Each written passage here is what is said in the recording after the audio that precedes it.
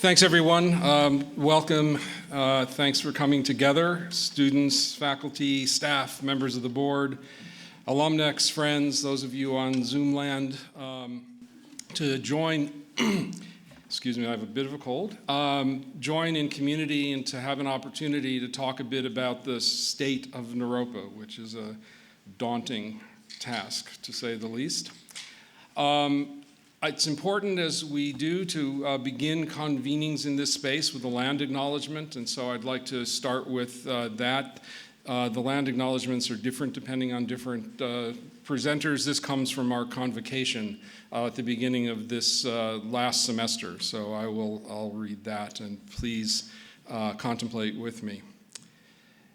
The original stewards of the land upon which Naropa University's campuses sit are the Ute, Cheyenne, Arapaho, Apache, and others. Naropa University respectfully acknowledges these peoples and the numerous tribal nations linked to this land. This land served as home, spiritual center, gathering place, and site of healing for many indigenous people before us and will continue to do so for generations. In our acknowledgement of the original stewards, we commit to creating and maintaining a sustainable relationship to the land on which we learn and to take action toward right relations with Native peoples for a just future. I will note that I'm very happy that unlike the past few years, I don't have to start this presentation with a long reference to the pandemic. And to note that our community, while we're remaining vigilant, are able to make choices now about how we learn and how we work together that are not primarily driven by the virus, and I think we can be grateful for that. When I last offered the State of the University message, I also noted two other traumas that our community were still addressing. The King Soopers shooting now 2 years ago and the Marshall wildfire 15 months ago. I can't say that we've fully healed from those events. Some in our community remain away from their homes as a result of the fire, and while we can celebrate that construction is planned to restore their destroyed properties, we can only imagine how bittersweet that process is, as it brings together hope for the future and a reminder of the suddenness of the loss. As for the shooting, less than 1 month ago, we were all directly affected twice in just 3 days by new threats. Thankfully, both issues were resolved peacefully, but we can't underestimate the cumulative impact of the violence that seems ever present in our community, in our country, and in the world. There's no single cause and therefore no single transformative cure, I don't think. But for 49 years, Naropa has been willing to name the many expressions of aggression and ignorance that we experience personally and socially, whether from conflict and violence, from racism and oppression, or from deep economic disparity. The aspiration of the founder and the pioneering faculty and administration of Naropa was always to do more than just name, but to act, to confront aggression with compassionate action and to confront ignorance with wisdom and insight, to address suffering with healing. To gather students and community knowing that it was one stop along a life's journey and a precious opportunity to learn from one another, to practice together, to challenge, to inspire, and to move on with new degrees of confidence, commitment, and creativity. Next year, we celebrate our 50th anniversary. Woo. And as we do, much more will be offered about Naropa's place in the world. That's going to include a look back to our historical roots, the impact of a half-century of contemplative education, the successes and the stumbles. And crucially, it's also going to include a look ahead, imagining a future which doesn't seek to replicate the past, but to build on it and learn from it. That forward look will be as vast as the collective minds who celebrate Naropa can imagine. The theme for this celebration is Spark the Mind, Ignite the Heart, Illuminate the World, celebrating 50 years of Naropa University. Yeah. This was a result of dozens of suggestions and meetings and gatherings that were offered across the community. And I hope you'll feel that it both ties to our founding vision and the proclamation by Trungpa Rinpoche at the very first convocation that we gather together to relight the pilot light of study and practice and action, and also speaks of a present and a future by which Naropa students and faculty can bring their energy and commitment together to address the social, political, and personal issues that we all share. and with wisdom and compassionate action can help transmute into personal and community healing and thriving. We're going to take a brief commercial break for a 4-minute video now about our upcoming anniversary, and then back to the script.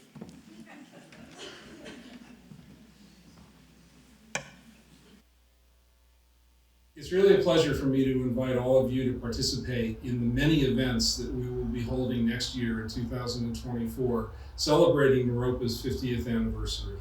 It's a joy for me because I had the privilege of being here in 1974 and being able to participate in Naropa's journey, its growth, our challenges, and our great successes over the last 5 decades. The theme for our 50th anniversary, which really was the product of a lot of creative minds who came together over the last several months, is Spark the Mind, Ignite the Heart, and Illuminate the World. That theme is not just something that came up this year. Spark the Mind ties to the very famous opening convocation talk that Naropa's founder, Chogyam Trungpa Rinpoche, offered in the summer of 1974. And it was framed as reigniting the pilot light. Igniting the pilot light really was the foundational energy for the creation of a new form of university, one where contemplative pedagogy, contemplative education came together with Western academics, with the arts, with cultural expressions of all kinds. And as you see the information that's going to be presented over the next year or so, you'll be reminded of the incredible richness of the original founding faculty at Naropa, the extraordinary work that the faculty for the last 50 years have done with students from around the world, and the extraordinary opportunity I think that Naropa has to continue to make a great difference in the educational ecosystem for sure, but also in all of the areas of work that we cover, whether that's in the sciences or the arts or environment or education across the board. Naropa was relevant in 1974 and remains equally relevant today. Please join us over the next year in planning these events, and for sure, please join us in 2024 in celebrating Naropa.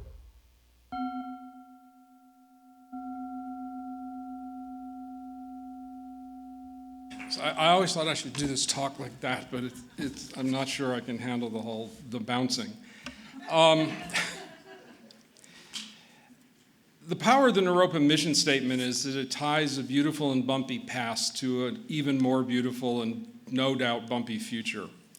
The mission statement in part says, we commit to create a more just and regenerative world by nurturing student insight and awareness, courage and compassion.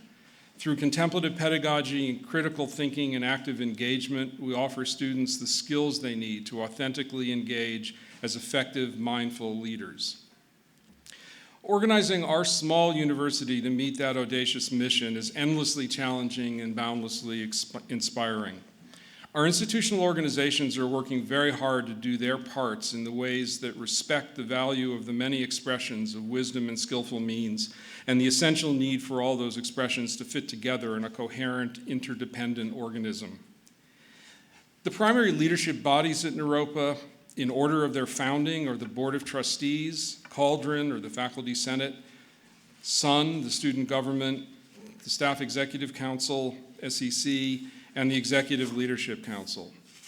The Board of Trustees has been fortunate to have welcomed several new members as long-serving colleagues have retired. The new members are bringing a range of skills and life experiences that will benefit Naropa for a long time.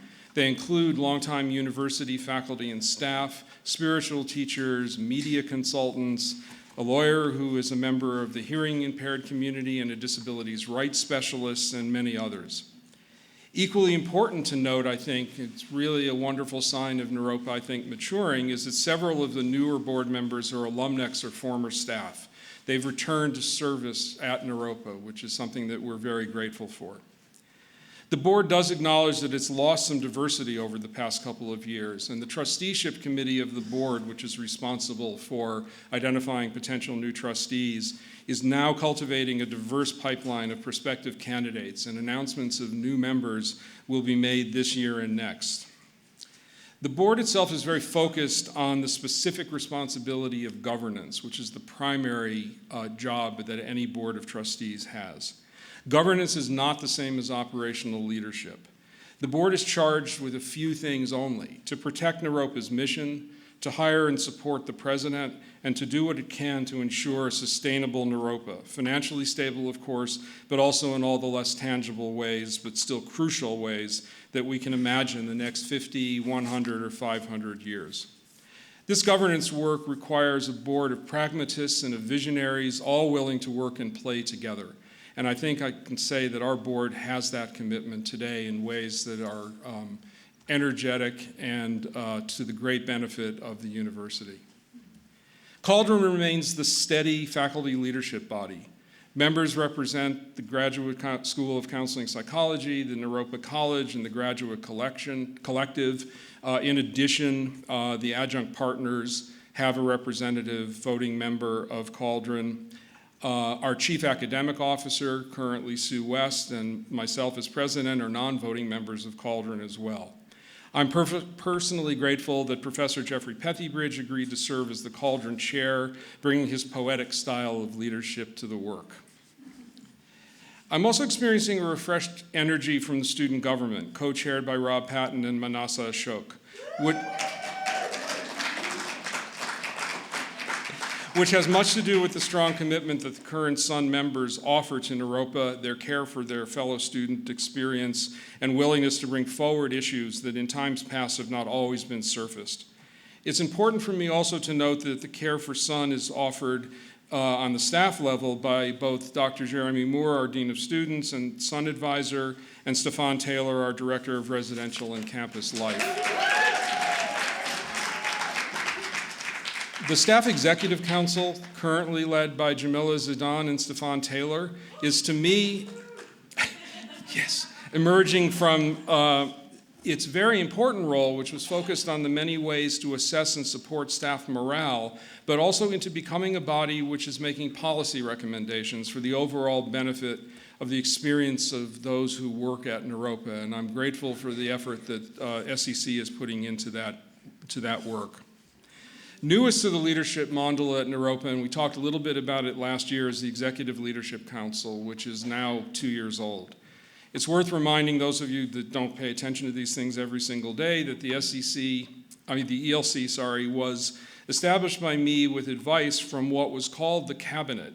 ELC members are currently Sue West, the Chief Academic Officer, Anne-Marie Klotz, our Vice President for Development, Enrollment, and Student Success, Regina Smith, Vice President for Mission, Culture, and Inclusive Community. No whooping? Ken Gotch, who's the Interim Chief Operating Officer and Chief Financial Officer. Joy Valania, Special Advisor to the President. Linda Black, Dean of the Graduate School of Counseling Psychology. Holly Kreidler, the Dean of the Naropa College and Graduate Collective. Jeremy Moore, the aforementioned Dean of Students. Yvonne Gates, Associate Vice President for Budget and Financial Affairs, and Jeffrey Pethybridge, the Cauldron Chair. The ELC is facilitated by the unflagging Lindsay Farrant, who for many years worked in professional development and placement and is now the Director of Strategic Projects. The ELC is now, I think it's fair to say, beyond its formative time, and it's truly functioning as an administrative leadership body. The focus of the ELC for the past many months has been developing 5 overarching strategies which define our goals over the next several years and which will allow for an organized, integrated, and consistent way of allocating our resources, both financial and human. Many of you, I think, probably attended one of the presentations that the ELC had to talk about what we've labeled the Big 5 strategies. I won't take time to go into them deeply because they're available online, but just to remind us of the headlines, because it really does frame much of the rest of what I hope we'll talk about today. Establishing Naropa as the leading school in contemplative and mindfulness-based education, creating a sustainable enrollment and retention strategy, develop and support an academically recognized faculty that enjoys a full and rewarding faculty life, and engages actively in advocacy and transformation for themselves, our students, our community, and our world. Deliver a robust financial and operational portfolio to support excellence and investment in the student experience, and to build an inspired people culture rooted in JEDI. That was not easy work and took some months of a lot of well-intentioned conversations to say of everything that could show up as a big five, these were the biggest of the big five. And so this is the frame from which we're doing our work. The strategies express a vision for Naropa rooted in our founding energy with the ability to organize whatever future we desire to co-create. At the same time, they serve to organize our work in a disciplined way so we might hold ourselves accountable. To demonstrate how our day-to-day work and the arising inspiration that we invite fit within this framework, we have to look at this frame as being not static, of course, but also knowing that change is going to need to be thoughtful and not casual. Casual is sometimes a bit of a Naropa disease, and so the opportunity to actually bring some discipline to this work is thrilling to some of us. The key to this success to operational leadership is twofold. One is to continually assess areas of success and challenge, and the other is to do what we can to further distribute the responsibility for realizing our goal beyond the ELC. To begin this work of distributing leadership, each of the strategies has an operating group led by members of the ELC, but comprised of many, many other staff members who have stepped up to offer their time and insights. These operating groups are new, and we will have more to say about them as their work bears fruit. The most common comment I get about the State of the University talk is that the community appreciates more detail. I always try and do less, and people say, no, tell us more. So I'm going to. As more impactful work affecting the present and the future is happening, I'm happy to share some highlights of the efforts of this entire community and to celebrate the exceptional work of faculty and staff in service of our students. Led by the Chief Academic Officer, Sue West, the Deans, Linda Black and Holly Kreidler, the Academic Affairs team is working on several really important big picture initiatives. First is the intention to find the resources to establish an innovative teaching lab. As those of you know, many of you know, we were fortunate to receive a $2.2 million federal grant called Strengthening Institutions, which is supporting the creation of our online undergraduate programs, beginning with the BA in psychology that began in 2021 and is now about to enroll its summer 2023 class. Title III also funded the creation of the online BA in Art Therapy, which will launch next fall, and a planned online BA in Environmental Studies for the fall of 2024. The faculty, with staff support, have created 35 online courses with another 12 that will be ready in a few months. That amazing work means that we have actually created 85% of the courses that we committed to in Title III, with about half the grant period still remaining. The result of this success is that we're now able to invest for the long-term support of the faculty through this innovative teaching lab by being able to use some of the Title III money for the support of that lab. Eventually, the expense of operating a teaching lab will become part of our regular operating budget, but for now, we will be able to jumpstart it with the grant from the federal government. Academic Affairs also has a very detailed plan to be ready for our 10-year reaccreditation visit by the Higher Learning Commission, now scheduled for April 2025. And yes, we said March, but we realized March 2025 was spring break, so we are moving it a couple of weeks. We, of course, have been reaccredited with every visit, but the work is significant and the result is not automatic. I'm confident in saying that we're better organized to meet the HLC requirements than I've ever experienced in my many years of service, not just as president, but as a member of the board. And to be where we are 2 years out is really to the credit of the academic affairs staff and faculty. For many of you, this is not news, but GSCP dean and faculty are diligently working to apply for and successfully be granted CACREP accreditation. What does CACREP stand for, you ask? Lunch to the first person that's not Linda that says it.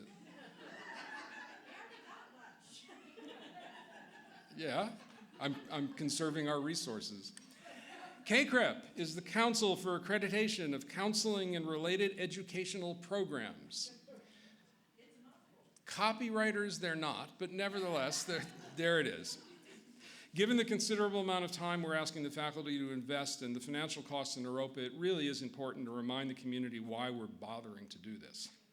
CACREP accreditation, in addition to the overall accreditation that we have from the Higher Learning Commission, is specifically to ensure that our GSCP graduates are able to become licensed counselors across the United States and have the impact on mental health care across the country that we know they have had now for decades. Until a few years ago, our alumnus actually had a path to licensure in pretty much any state that they chose to practice, as long as our staff helped them show that the Naropa curriculum was equivalent to this CACREP accreditation and their requirements. It's a little inside baseball, but it's important. That was a time-consuming process, but the staff became expert in accomplishing the goal. However, over the last few years, several states across the country have removed that equivalency pathway, and you either have a degree from a CACREP accredited institution or you cannot apply for licensure. That's currently the case in 6 states, and the handwriting is on the wall. It is going to become something which many more states are going to adopt. And so even now, we are not accepting applicants from 6 states in the country, which is really an unfortunate thing, considering that we have many qualified applicants from those states. And that as we see the momentum building with no exception states, it's going to be very important to make sure that we get this CACREP accreditation. We need to, however, at the same time remain true to the extraordinary educational experience which allows Naropa graduates with an MA in clinical mental health counseling to be sought after around the world. We can't sacrifice the heart of GSCP and our concentrations, contemplative psychotherapy and Buddhist psychology, mindfulness-based transpersonal counseling, transpersonal art therapy, somatic counseling, transpersonal wilderness therapy. We have some experience in actually an additional accreditation beyond the HLC. Art therapy, for example, is accredited by the Accreditation Council for Art Therapy Education. The somatic dance movement therapy concentration is one of only 7 dance therapy degrees to be accredited by the American Dance Therapy Association. So we have a bit of a history in what it means to have these field-specific accreditations. Both art therapy and somatic have been able to meet the accreditation obligations and maintain their program integrity. And we're confident that the CACREP process, while challenging, will have a similar result. One of the most significant challenges is the need to hire more CACREP credentialed faculty. So they have to have a particular kind of graduate degree. And so at the same time, for obvious reasons, need to be as deeply committed to our mission as our current faculty is. We were led by the great good fortune of bringing the very credentialed, very mission-aligned, and very perky Dean Black to Naropa.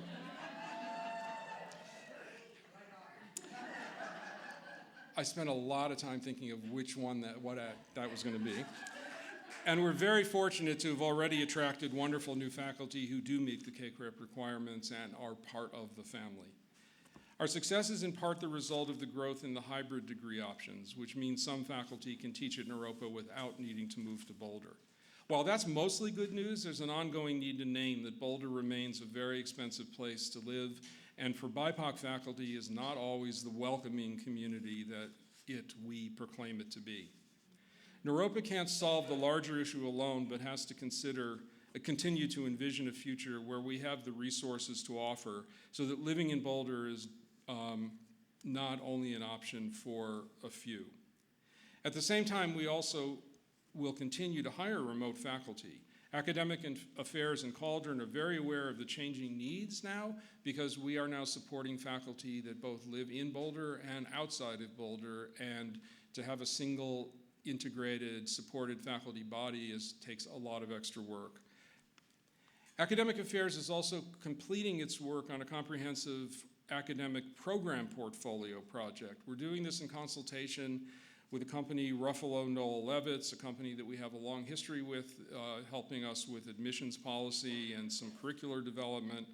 And that work is identifying a number of potential new programs or modifications to existing programs that will build on our strength and add to the career potential for our graduates.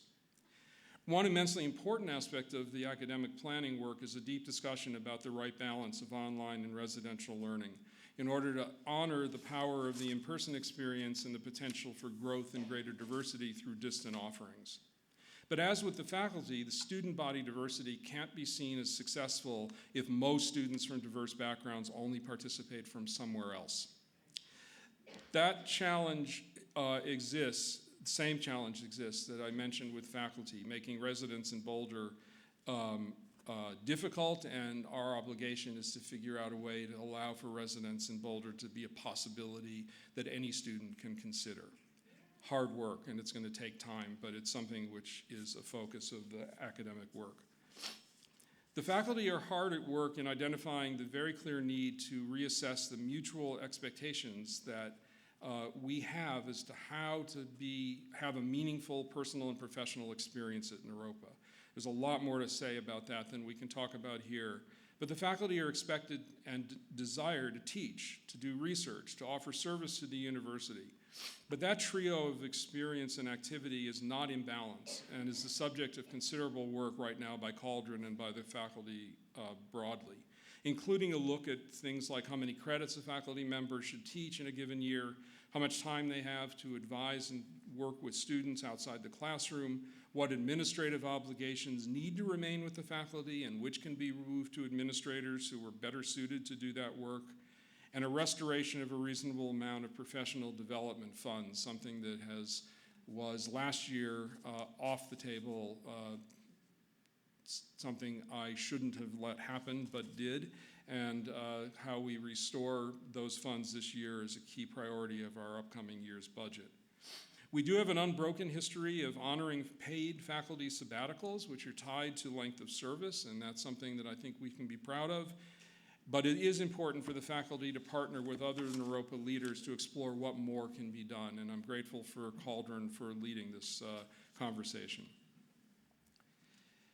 It's no secret that Naropa, like many private liberal arts universities, experiences financial challenges.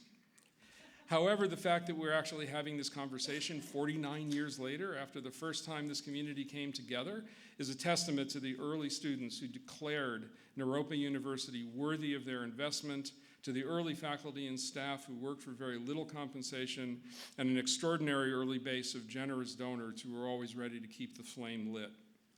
Tuition at private colleges clearly challenges the ability to attract a diverse student body.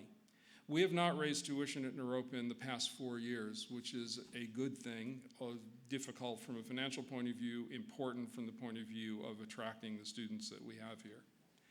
The most significant way, of course, to support more equitable access to higher education is through scholarships. Last year, we granted back to students more than 50% of the total undergraduate tuition that we charged to students, and that was granted back in the form of financial aid. That actually amounted to $1 million more than we initially budgeted for financial aid.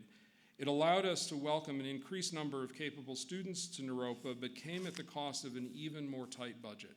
I don't regret the decision, but we also have to acknowledge the impact of those kinds of decisions and the impact that it has on the community broadly.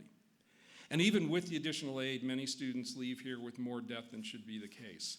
We can hope that the federal government will succeed in some of its debt relief. Hard to know what the Supreme Court will do, but in any case, debt clearly remains a problem for the private college student.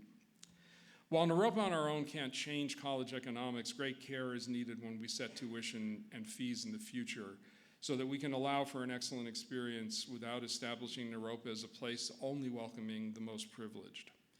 Graduate school economics is also incredibly challenging. There are fewer outside resources to support the graduate student, but new funding for graduate and research assistantships is one way to address it, and continuing to cultivate donors, particularly around the message of our 50th anniversary, to endow scholarships and provide for fellowships are other ways in which our fundraising efforts can support the graduate student experience here. Under the leadership of our interim CFO, Ken Gotch, and Yvonne Gates, the finance department, which has really struggled from staff departures, especially during COVID, experienced some rough transitions. It's now becoming better organized than it has been for some time. We've made a significant decision to move our information systems to a platform called Colleague. Blood runs cold through the room. Which is a new cross-divisional platform that's developed and supported by a company named Ellucian. Colleague supports finance, enrollment management, financial aid, the registrar, human resources, institutional resources, research, and other functions. The work to make this transition was immense, and we're still addressing some of the challenges that we've experienced in starting to use the new tools. That has been frustrating to all who need to rely on timely and reliable reporting and to address who rely on timely and reliable reporting. To address that, we actually have now partnered with Ellucian and had a kickoff call yesterday with about 9 staff at Ellucian to provide very in-depth, intensive consulting services to actually bring this transition to a conclusion in a very time and labor-intensive way so that we can then move on with actually using the tool for what it is and not have it sort of define our everyday working life. That work, I think I felt good about the call yesterday. The Ellucian folks are very committed to making this work at Naropa, and I feel that in the next 4 to 6 weeks we'll have some significant progress. We should all be really grateful and proud, I think, that unlike dozens of our colleague schools, Naropa weathered COVID without having to lay off anyone or reduce any salaries, even in the face of temporary enrollment dips. In addition to COVID relief funding, which some of you know because we talked about last year, we're also going to receive a very significant federal tax credit of more than $4 million sometime later this year that will restore some of the cash reserves that we needed to use over the past few years. I can't overstate the importance of having that financial support on hand. In addition to financial management, the finance and operations team manages many other areas. Information technology has established an IT governance committee. IT is a really important part of the ecosystem here. Despite our small size, our tech needs are considerable. Naropa, like all other institutions, is constantly being attacked by bad actors from around the world. The fact that we haven't needed to share ongoing messages about data breaches, and I hope I am not jinxing us here, is the work of the IT department with considerable financial investment and skill to build increasingly sophisticated means to fend off these attempts. Obviously, protection is critical, but IT is also aware of the need for ongoing improvements to the user experience. Technology glitches, as we know, can be some of the most frustrating, irritating experiences anyone can have, but I hope we can appreciate the many steps that have been taken, ranging from improved email filtering to address the avalanche of junk mail that wastes our time, the simplification of a single email address for many of us, and other improvements that the IT staff have put into place. The facilities department is working on and has completed several important tasks. Upcoming and of great interest to those of us at the Nalanda campus is the current plan to replace the Nalanda roof, beginning right after the spring semester. I find the buckets kind of endearing, but apparently the water feature is not all that beloved by people there. So, several trees at Arapahoe were recently removed as a safety measure. Ken called me to tell me that a sycamore tree needed to be cut down, and I about had a stroke when I realized he was talking about a tiny little tree on the other side of sycamore. It was a very hard weekend for me, because not on my watch is that tree going to go down. But in any case, some of them were removed because they were at the end of their useful lives. We are aware that our multiple buildings, some that are more than 120 years old, make matters, things like lockdowns and safety, much more complex. We are going to be having some community meetings still this semester to talk about some improved safety policies, to review steps already taken and some that are in the works. We're also working to revise our weather closing policy because we've actually realized that what we did in the old days was simply track the Boulder Valley schools, and that was out of respect to faculty and staff, many of whom had kids in school, and if they closed, it was hard for them to get to work. Well, now we realize that now that we have students in Massachusetts and Arkansas and India and Nepal and so on, our snow is not their snow. And so there are some ways in which we now want to look at a more flexible way of addressing what it means to close, how we transfer to online courses and so on. Not simple, but something that we're taking a look at so that there's no one-size-fits-all solution. And the Student Financial Services Office have also drafted a new registration agreement, very important, I think, for incoming students, based on national best practices, which will help students more clearly understand the financial obligations that they're undertaking. Jessica Breck and her team have continued to carefully manage more than $17 million in financial aid and grants and loans that are so essential to every student at Naropa. One change from the Business and Finance Office is that the registrar has now moved to the Academic Affairs Division. Keely Smith, our registrar, and our team will be better aligned with the faculty and the academic administration so we can more smoothly deal with things like new courses, course cancellations, tracking degree progress, kinds of things that it's important for the registrar to do and really doesn't fit as well inside the finance office. Finally, I want to make note of the two quasi-independent divisions that the Finance Office supports. One is the Alia Preschool, which remains fully enrolled, planning a new 6-week summer camp this summer, and is offering training in a contemplative approach to early childhood education to early childhood teachers around the country. Alia parents organized to raise funds to help support Alia teachers, given the rather low pay for early childhood educators. And have created an endowment that's allowing for some financial aid to allow low-income families to have an opportunity to have their kids attend Alia. Alia's economics are sound. They cover their direct operating costs and contribute financially to the cost of accounting and HR and the other things that Naropa provides. So it's a resource. It's an important message to the Boulder community that we have a resource like the preschool, and so and much credit to the management there. And then lastly is our Naropa Community Counseling Center. Boulder County has a deficit in mental health care services, particularly for low-income residents. And our counseling center, which is Medicaid licensed, is serving that population. We engage with many GSCP interns, as well as interns from Regis University and other schools, in order to serve more local residents of Boulder County. We are about to increase our Medicaid percentage, and so we will now be seeing about 60% of our total clients, as opposed to about 35% will be Medicaid recipients, which is good because it actually economically works better for us.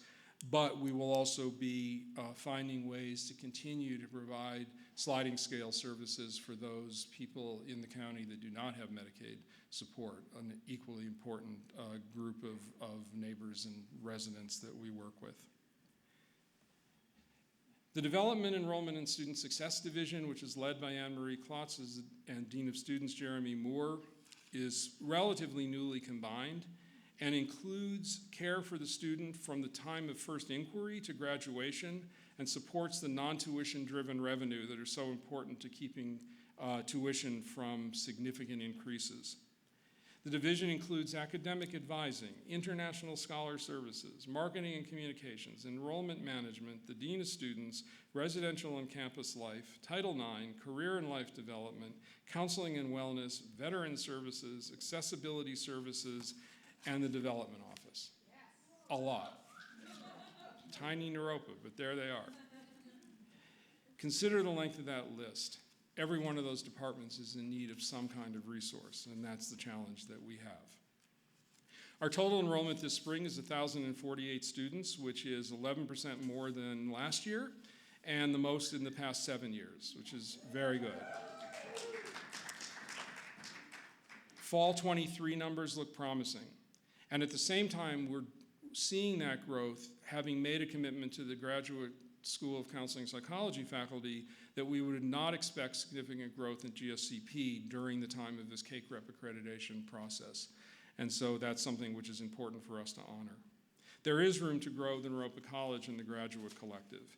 And to achieve that, we've enhanced our website and marketing. We're offering remote interviews in many cases, and offering financial aid packages several months earlier than we ever have before, which makes us much more competitive relative to the other schools that are offering financial aid packaging. Two of the more significant potential areas of growth are the online psychology and upcoming online art therapy BA.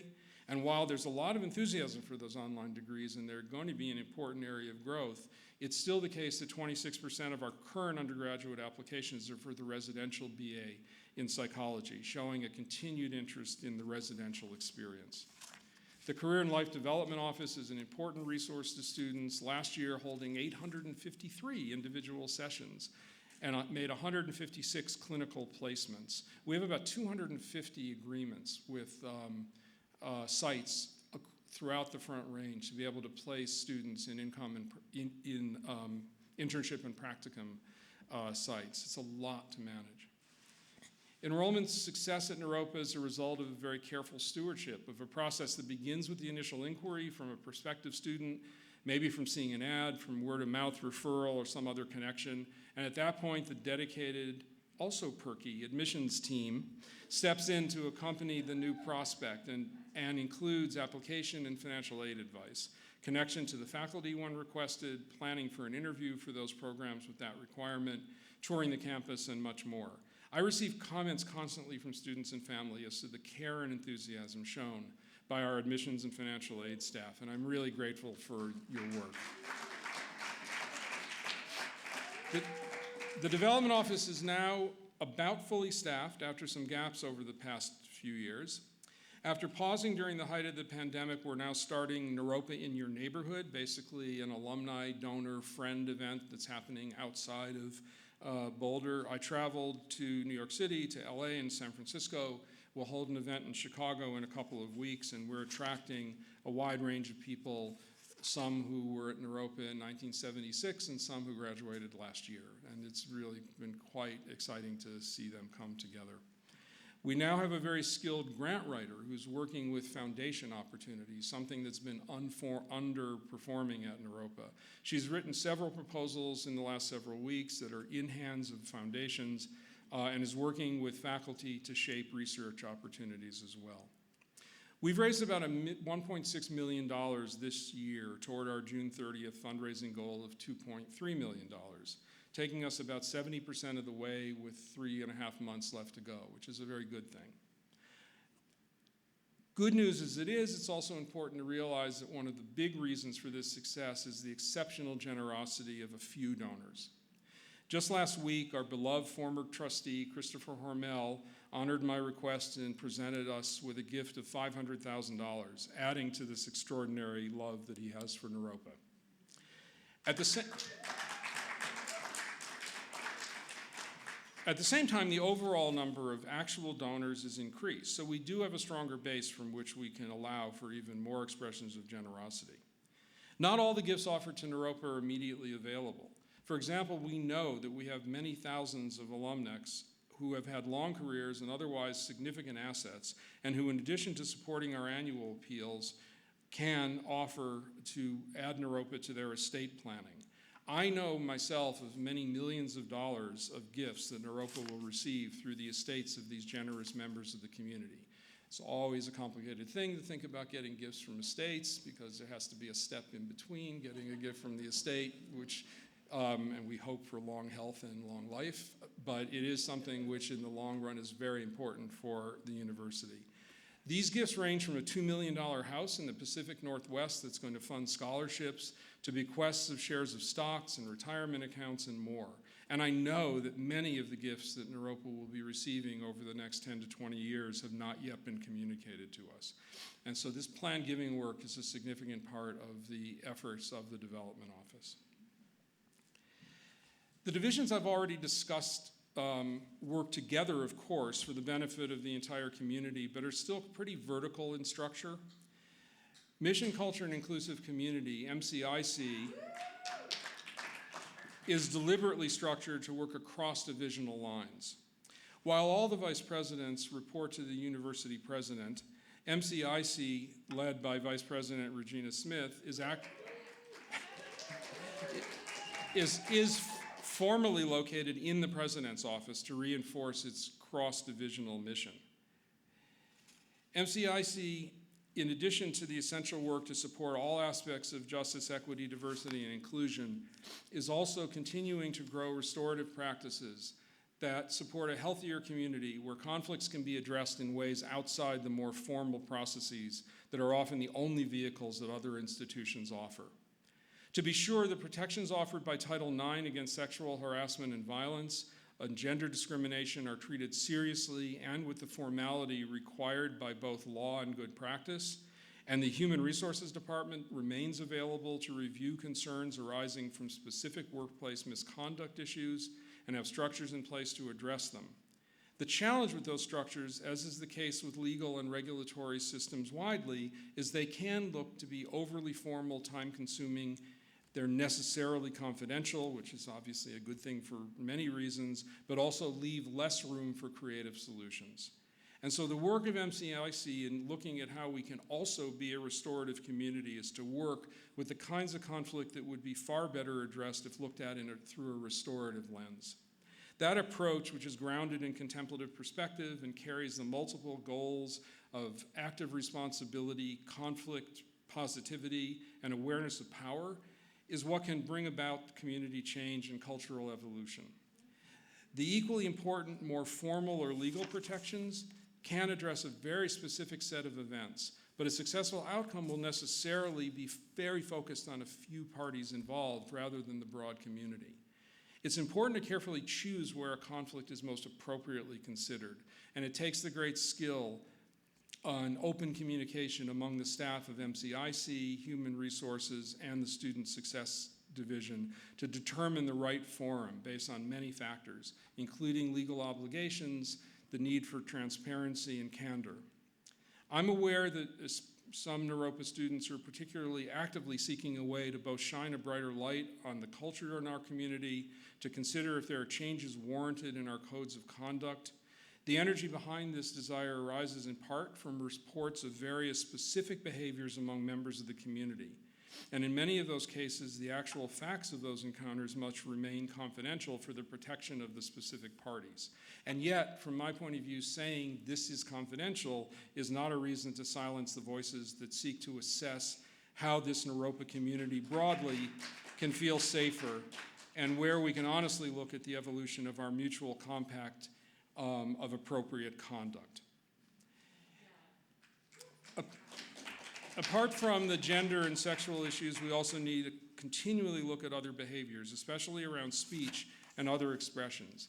How to balance the real need to allow for a wide variety of expression, far too easily from my point of view called free speech, and at the same time to call out those expressions which are verbally violent, racist, or otherwise rooted in aggression. That goes beyond robust debate and is necessarily need to be called out. That is hard work, to figure out how to assess expression and speech. All of this is the work of MCIC. MCIC is not the problem solver in my mind, but the problem illuminator and the problem solving supporter. And so that's the work I think that Regina and the staff have done so well. MCIC has also created a remarkable data-driven study of diversity at Naropa, including race and gender expression. It was informed by the careful work of our Institutional Resource Office, ably led by Daniel Kantrick.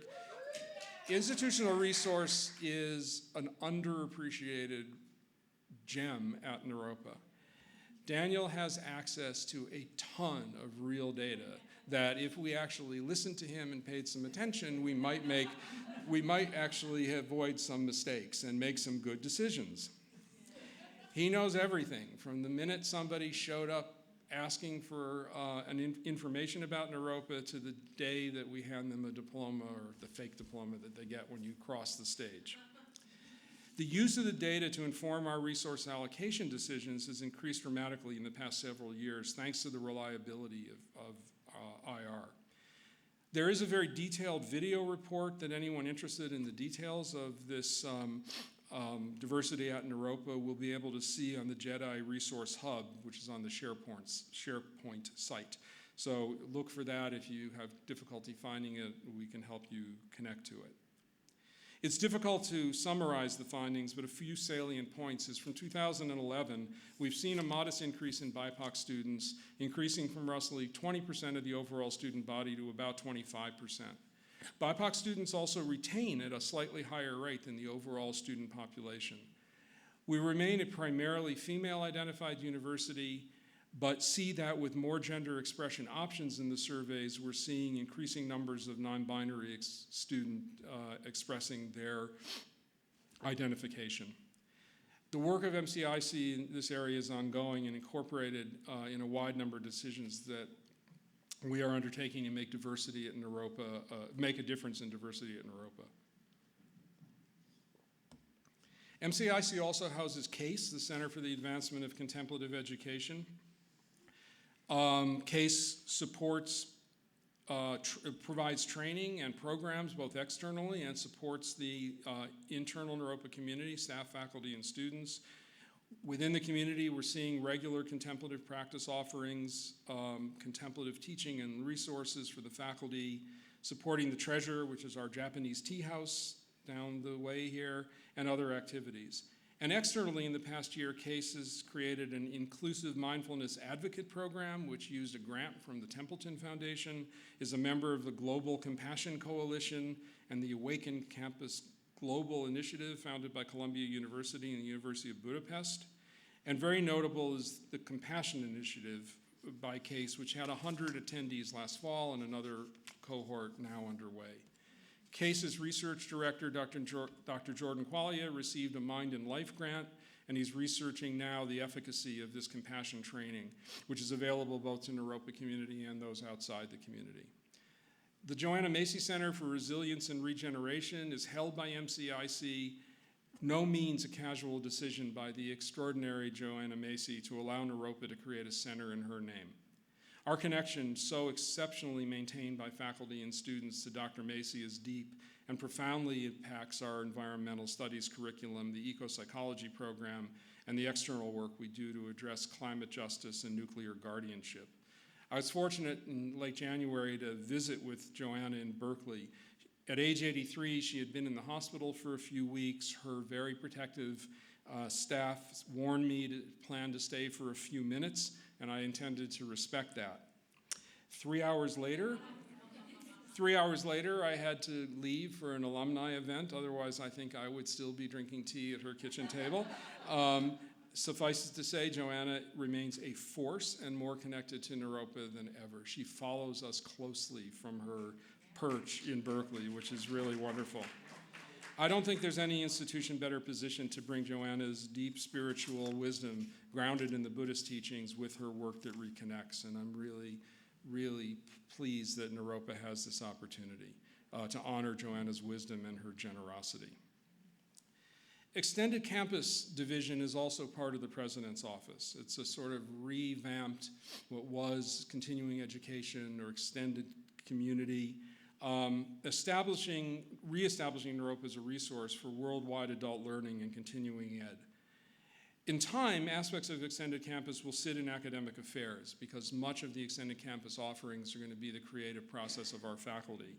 And in some cases, most notably, which I'll touch on in a second, our psychedelic studies work may well become its own independent division or center at Naropa.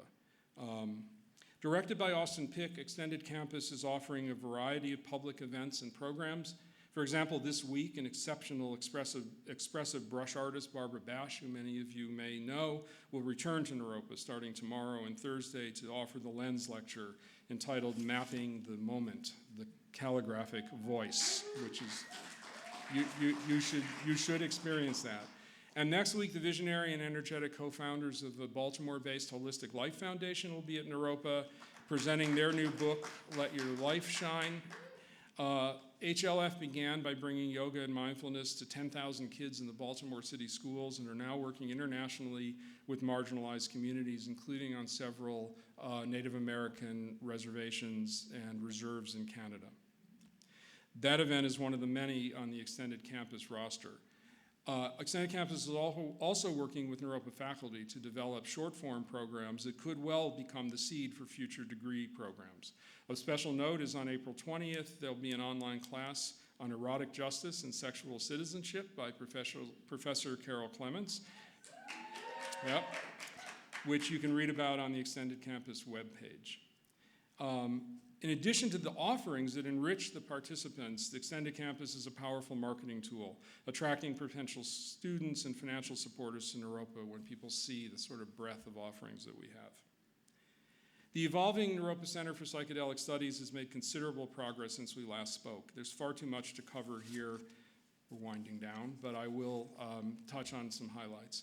First, some gratitude. 2 years ago, some faculty members led by Dr. Sarah Lewis and Dr. Jamie Beachy offered to take on a leadership role in our emerging psychedelic studies work, which includes but is more than psychedelic-assisted therapy, or PAT. I'm grateful to both Jamie and Sarah for their diligent work and vision, and equally grateful to their faculty colleagues who were asked to support the gap as they had a smaller teaching load in order to work with our psychedelic therapy work.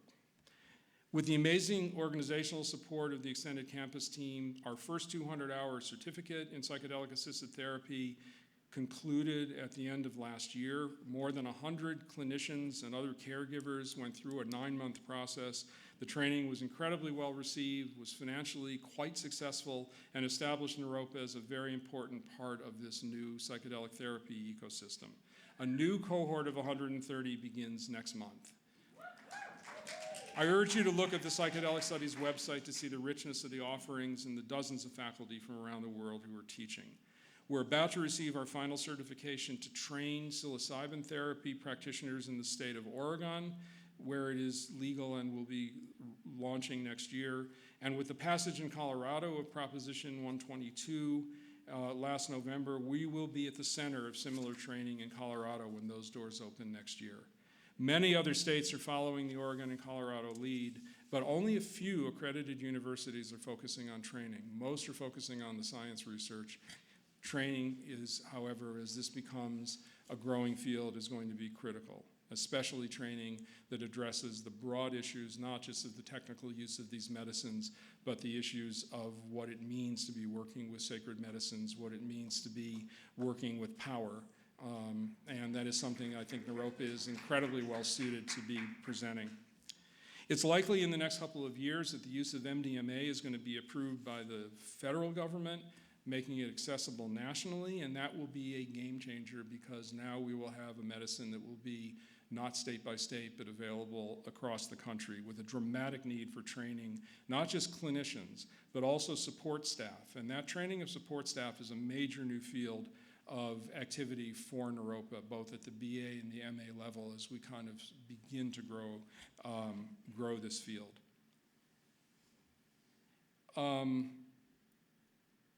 We think that a university like Naropa with a commitment to measuring educational outcomes, a willingness to take the time to ensure the training includes awareness of indigenous roots of the sacred medicines, right use of power, and so on, is very well suited. Most of the training is not happening in universities. Most of it are private nonprofits or for-profits, and some are quite good, but in some cases it's primarily an economic decision to do this kind of training, and Naropa has an opportunity to be able to bring our mission to the table. The faculty are also working on concentrations in psychedelic studies for our current BA and MA programs as a way of recognizing what I said, is that the field will only grow if therapists can rely on teams of skilled staff, not yet licensed or who may never have the aspiration to become licensed practitioner. Finally, with regard to the psychedelic therapy, in January, we were delighted to welcome 2 key new staff colleagues.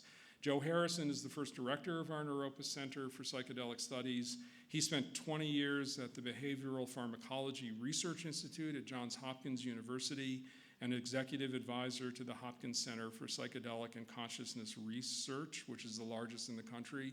It was a real coup to get somebody from Hopkins, which is really the preeminent university doing this work, and we were happy to welcome Joe, who will be here Monday through Friday next week, so you may run into him. And Dr. Diana Quinn, who joined us as Assistant Director of Community Care.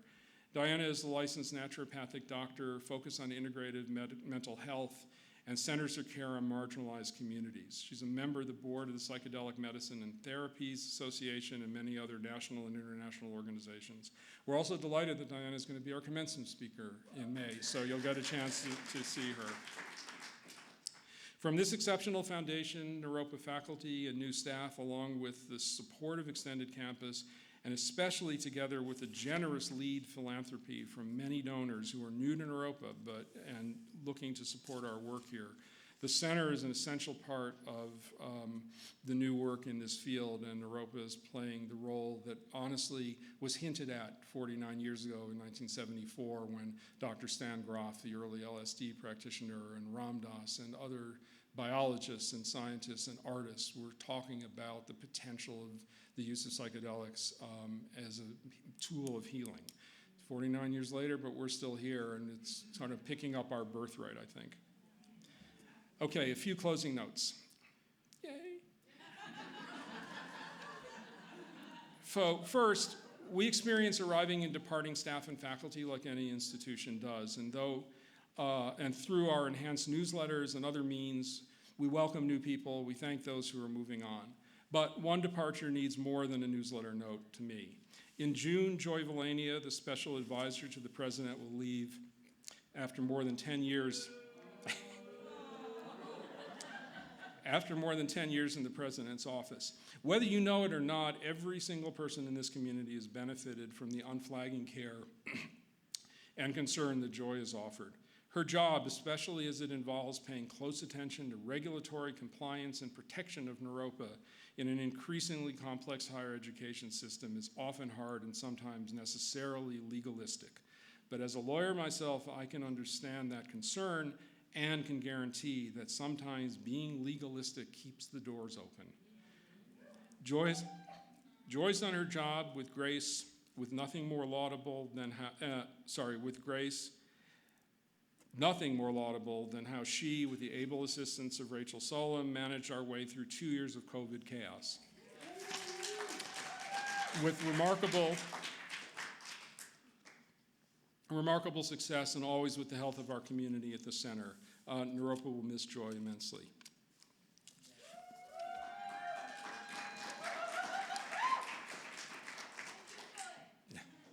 By now, I expect that most of you know that I'm going to be leaving my position at Naropa in 15 to 18 months. What? I am? Who wrote that?